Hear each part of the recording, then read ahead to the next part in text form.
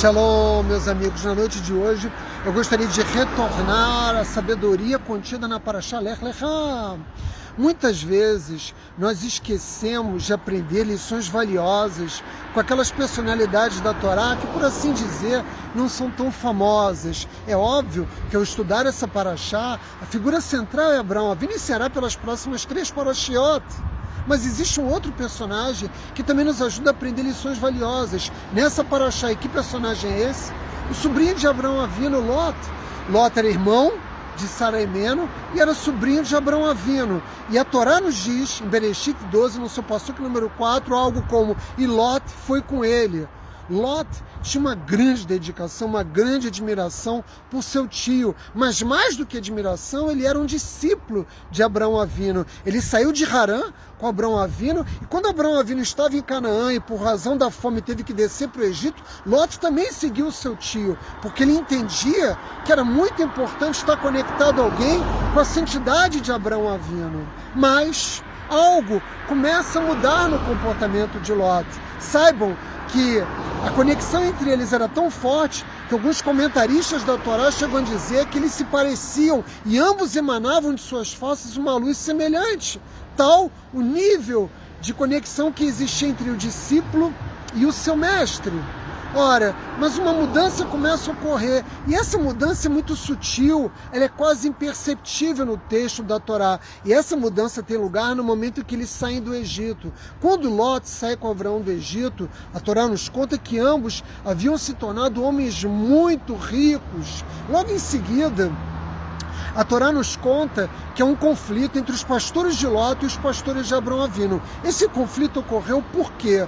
Porque o gado de Lot estava pastando naquelas terras que seriam correspondentes a Abrão Avinu. E os pastores de Abrão Avinu, que eram muito corretos, diziam para os pastores de Lot: olha, o que vocês estão fazendo é roubo. E os pastores de Lot diziam para os pastores de Abrão Avinu algo como: mas Abrão Avinu não tem descendentes. Lot herdará todas essas terras de qualquer forma. Mas nós sabemos que ele ainda não era o herdeiro. Além do mais, como todos nós sabemos, Abrão Avinu ainda teria o seu verdadeiro herdeiro espiritual, que era Isaac Avinu.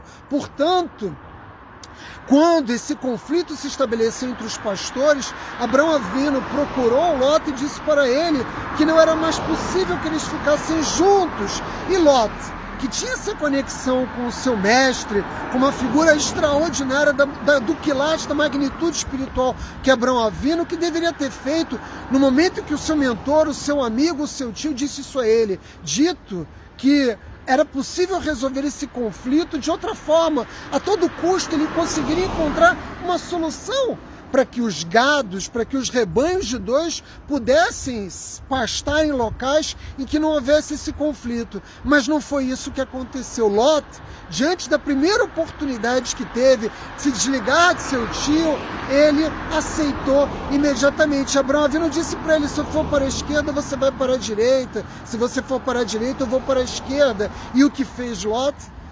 Seguiu em direção a Sodoma. Seguiu em direção a Sodoma. Lot, nos contam na Torá oral os nossos comentaristas que Lot não estava apenas se desligando de seu tio, ele estava se desligando de Hashem, que é o que nós chamamos no judaísmo de Apicoros. Ele estava tirando sobre ele toda a carga de cumprir as leis do Eterno, porque Abrão Avinu conhecia a Torá e estabelecia as leis do divino dentro do seu acampamento. Portanto, Lot também tinha que cumprir todas as leis que Abrão Avinu havia cumprido durante a sua vida. E Lot, na busca por riqueza material, deixou de lado a riqueza espiritual que ele já havia adquirido e que ele poderia adquirir ainda mais. Ele poderia ter se elevado, como um dos grandes sábios do nosso povo, justamente por ele ter sido discípulo de Abrão Avinu.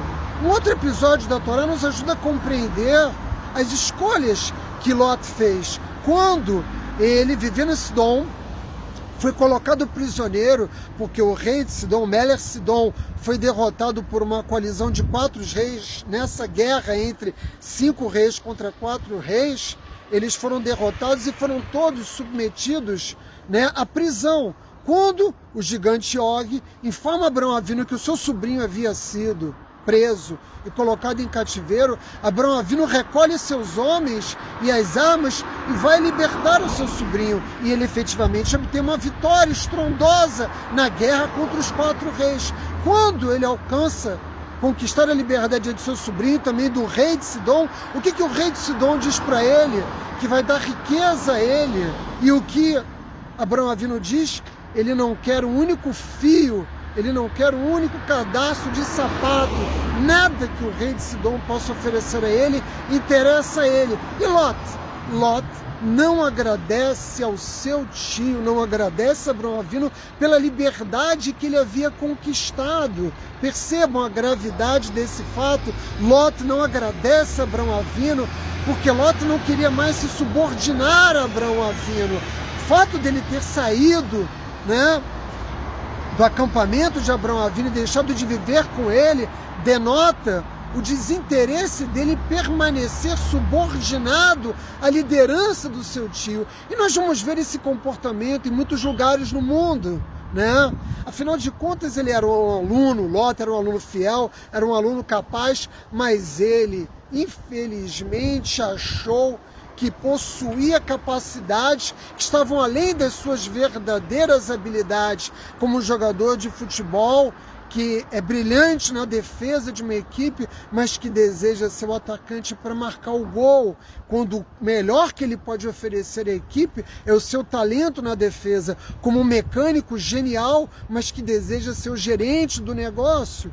e não percebe que a força e a habilidade dele se concentra onde? Justamente na condição de mecânico naquela empresa. Ou seja, as pessoas muitas vezes na busca, de poder e de riqueza material, elas acabam tendo um fracasso completo. E foi o que aconteceu com Lot, porque quando Sodoma foi destruída e ele foi salvo não pelos seus méritos, mas pelos méritos de Abraão Avinu, ele saiu de Sidom como pobre, sem absolutamente nada. Tudo aquilo que ele havia amealhado, tanto no Egito como nos negócios que ele promoveu nas terras sodomitas, ele perdeu e saiu dali apenas com a vida dele.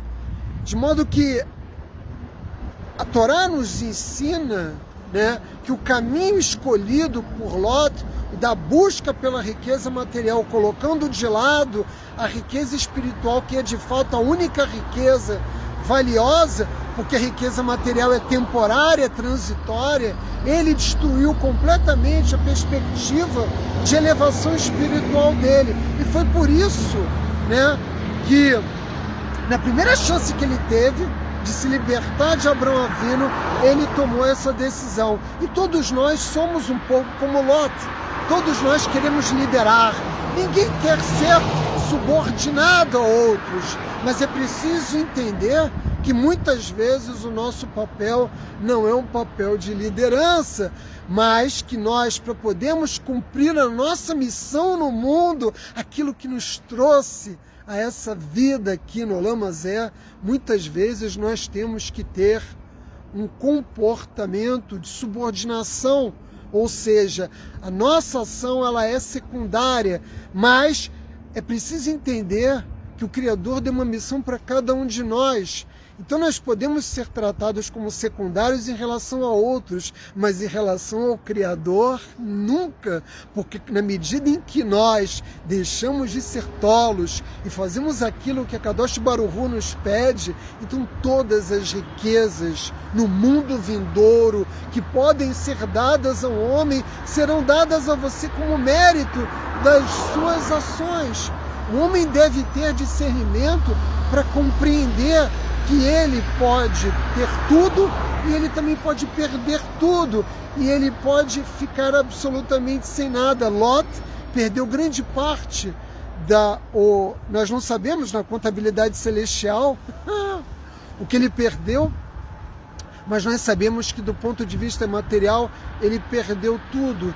E meus amigos, não há possivelmente lição mais valiosa nessa paraxá depois daquela que diz respeito à busca que Abraão Avinu empreendeu em torno do seu próprio eu, né, em torno de si mesmo, do que a história de Lot, que nos ensina que nós devemos compreender, sobretudo, o que é a verdadeira riqueza que um homem pode amealhar nesse mundo em que vivemos. Vai, meus amigos.